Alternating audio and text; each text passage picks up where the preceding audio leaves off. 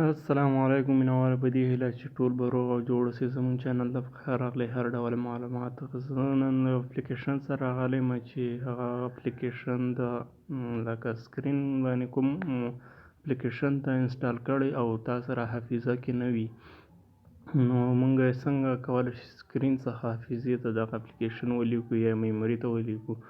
نو دا یو اپلیکیشن ده که چېرته یو موږ اپلیکیشن ساتو یا میموري کې یا کمپیوټر کې، نو دغه سکرین څخه یې لیکو میموري ته یا حافظې ته، هغې نه بیا کمپیوټر ته لیږو یا بل چېرته ساتو. نو دا یو ښه اپلیکیشن ده.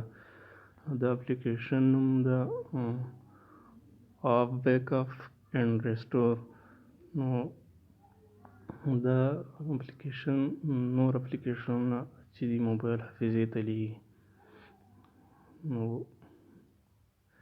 دلته چې کله راغلی نو دلته به ورباندې ووایي چې او بل دا چې ده هغه لکه یو شیان هم لیږي، اضافیه په شان اپلیکیشن ده، دا به سرچ ویل کېږي او سینډ ده. دا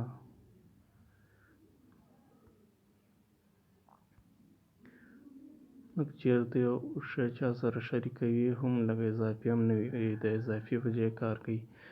او بل چې ده دغه اپلیکیشنونه چې د حافظې ته لیږي. مثال دا اپلیکیشن زه اوس میموري کارډ ته لیږم یا چې ته موبایل حافظې ته لیږم، دا کله سړی کوي دلته بیک اپ ووایي، دا بیک اپ چې وګوره لاړ، اوس دا ورسېدل سر اوس وګوره دلته دا شین خط باندې ورته ورسېد، دا اوس موږ سره شته په حافظه کې، او دا نور چې دي دا نور حافظه کې موږ نه لرو.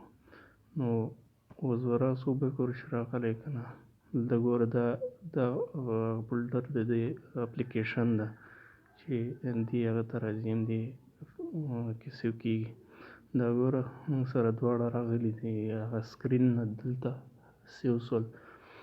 همدغه یو اپلیکیشن په دې هیله چې د خوښې وړ مو وګرځي. او دې اپلیکیشن لینک به زه د ویډیو په ډسکرپشن کې واچوم. زموږ له ټلیګرام څخه ښکته کولی شئ. ښه وخت.